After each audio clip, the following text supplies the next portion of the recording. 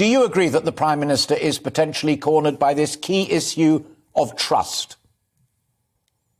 Yes, I think the combination of that and extreme frustration among his MPs that on the Owen Paterson affair, on parties in Downing Street and on the redecoration of his flat, these are self-inflicted wounds. Sometimes political parties, like on COVID restrictions, have divisions, but they're about serious and complicated issues of public policy.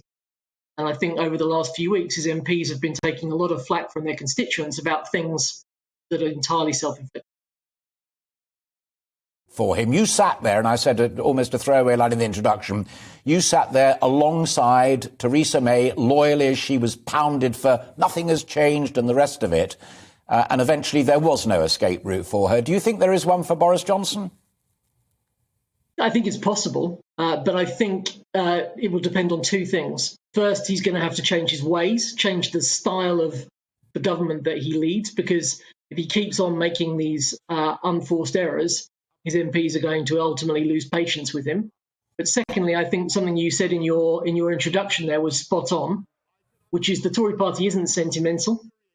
And more than probably any previous leader, he depends for his position on the perception that he is an asset when it comes to winning elections. And if the polls stay in the way that they have been over the last 24, 48 hours for a prolonged period, then that judgment will change among his MPs and you will see a change in leader.